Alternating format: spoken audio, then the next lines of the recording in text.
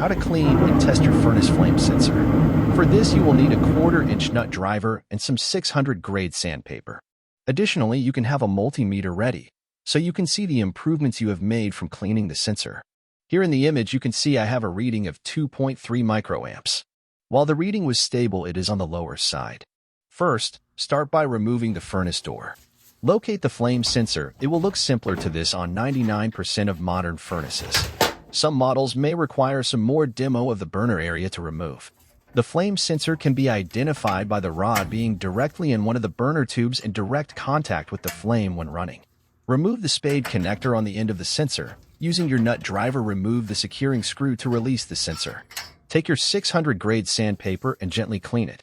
As you can see, this one has surface imperfections from being sat in the flame for the whole heating season, easily removed. Once clean, simply place back in and secure with the screw. I will demonstrate what the furnace would look like with a damaged or extremely dirty sensor by simply removing the wire. If your furnace is acting like this, then the flame sensor will most likely be too dirty to carry a strong enough signal to the control board, allowing it to stay lit. Simply follow the steps of this video and your furnace will be heating in no time. If it still will not stay lit, then the sensor will need to be replaced. Do not use a heavy-grade sandpaper as it will damage the sensor.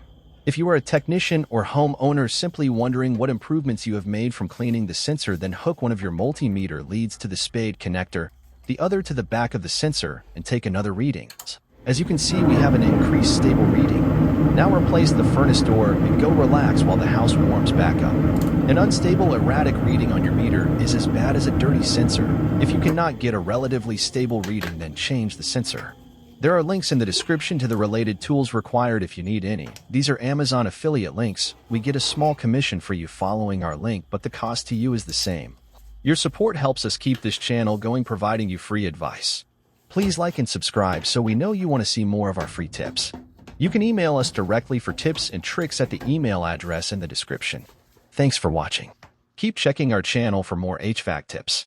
Leave any comments for any specific videos you want to see.